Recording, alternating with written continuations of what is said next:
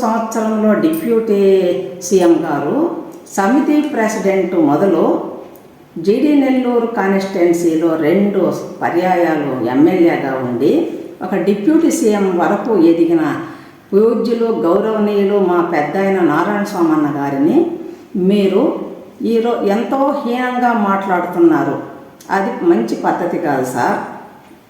ఈరోజు 3,500 కోట్లు దోచుకొని 3 కూతుర్లకు పంచి పెట్టారు అంటారు.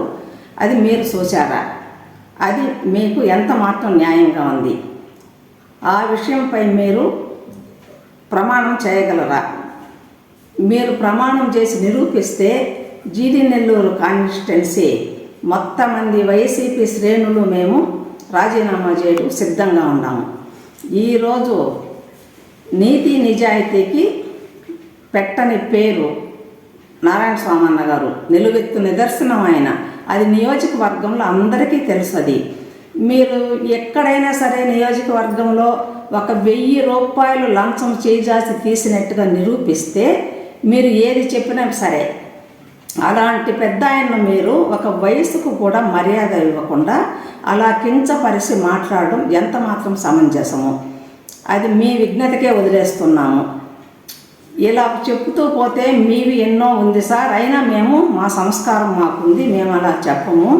ఒక మహిళను మీరు ఇంత హీనంగా మాట్లాడడం బాగాలేదు సార్. ఇది ఇంకా చెప్తే మీరు కాకుంటే ఎవరో పార్టీ జెండాలు మోసి పార్టీని నిలబెడితే ఈరోజు మీరు వచ్చి ఎక్కడ చూసినా మీ రాజకీయం జీడీ నెల్లూరు ప్రజలందరూ చూస్తూ ఉన్నారు.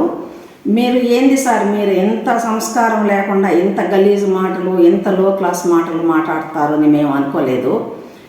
ఈరోజు ఒక మహిళని చూడకుండా మీరు ఇంత హీనంగా మాట్లాడడం చాలా ఖండిస్తున్నాము మహిళా సంఘాలందరూ మేము. ఇంకా చెప్పాలంటే ఈరోజు కృపాలక్ష్మి గారు, నారాయణ స్వామి గారు ఎంత సంస్కారంతో మాట్లాడతారు, ఎంత ఇదిగా మాట్లాడతారో మీరు వాళ్ళ వీడియోలు అవి చూడండి. పద్ధతి అంటే అది సార్. వాళ్ళని చూచి మీరు నేర్చుకోండి. మీరు ఒక డాక్టర్గా ఉండి ఇంత హీనంగా, ఇంత లో క్లాస్గా ఇది ఏమీ బాగలేదు సార్ మీరు మాట్లాడేది. ఇప్పుడు ఆమె వేసుకునే జ్యువెలరీతో మీకేం పని? నగలు అంటారు, డైమండ్లు అంటారు, చీరలు అంటారు.